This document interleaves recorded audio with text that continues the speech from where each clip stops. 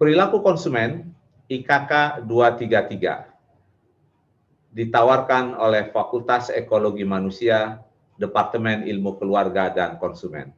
Apa yang dipelajari di dalam perilaku konsumen strata S1 atau program sarjana ini?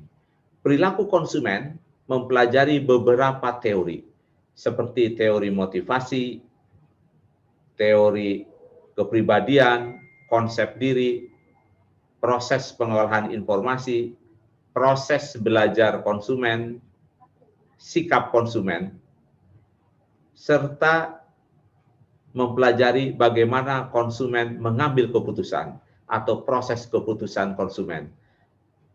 Yang dimulai dengan bagaimana konsumen mengenali kebutuhannya, bagaimana konsumen mencari informasi, bagaimana konsumen melakukan evaluasi terhadap berbagai informasi tersebut.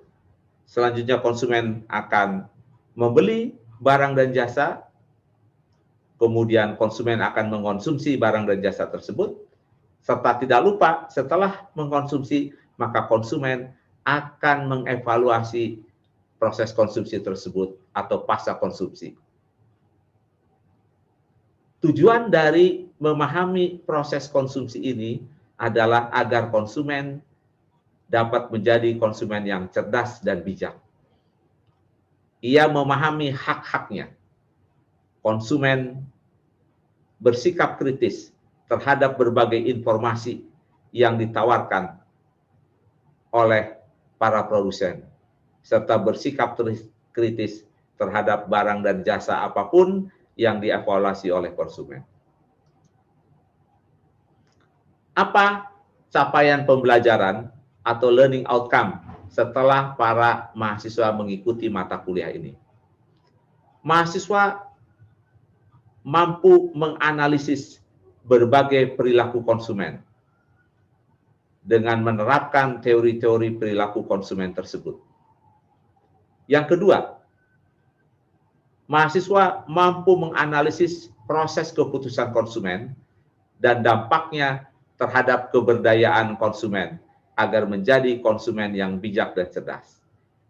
Tujuan akhir setelah mahasiswa mengambil mata kuliah ini, mahasiswa dapat menerapkan apa yang dia pelajarinya sehingga ia dapat menjadi konsumen yang cerdas dan bijak, sehingga dapat meningkatkan kesejahteraannya.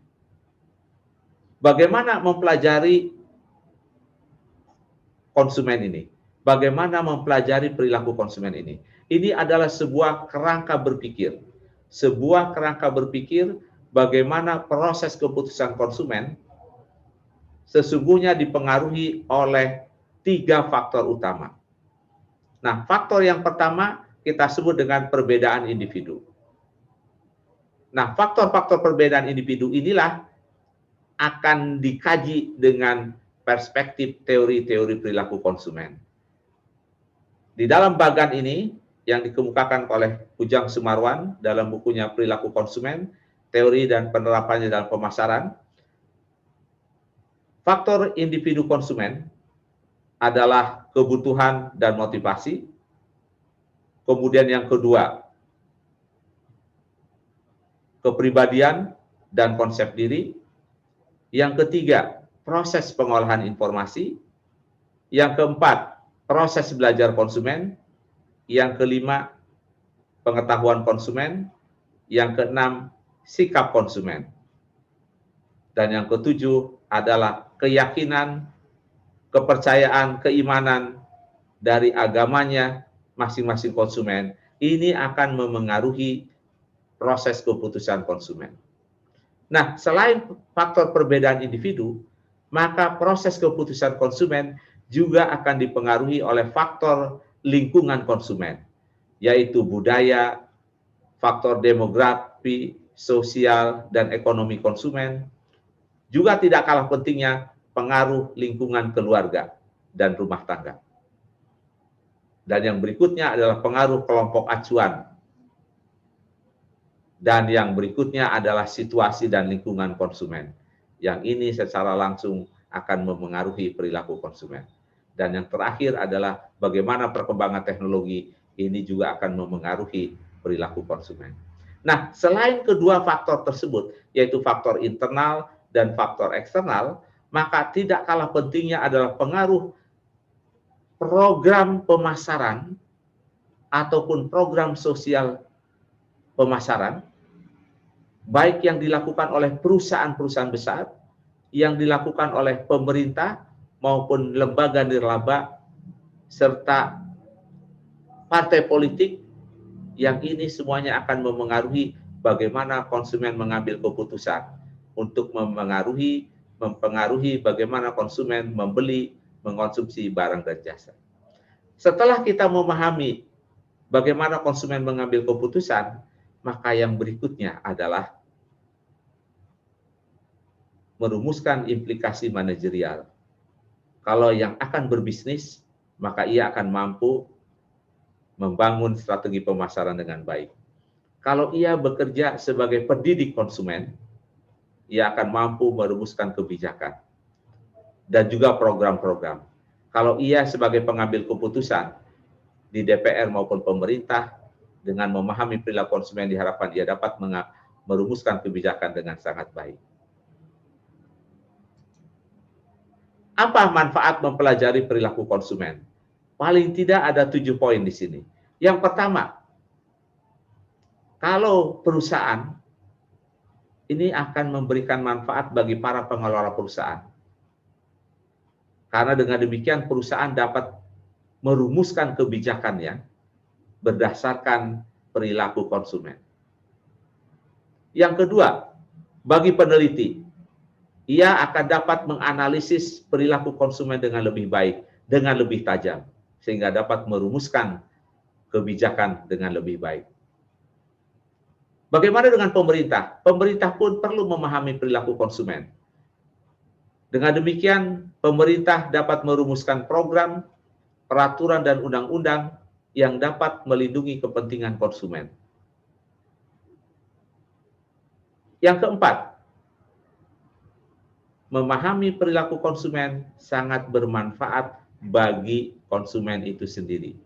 Karena dengan memahami bagaimana perilakunya, konsumen dapat mengambil keputusan dengan bijak. Konsumen dapat melindungi dirinya sendiri dari praktek-praktek bisnis yang merugikan konsumen. Bagi mereka yang bekerja di bidang sosial, yang berkepentingan untuk memengaruhi perilaku konsumen, maka dengan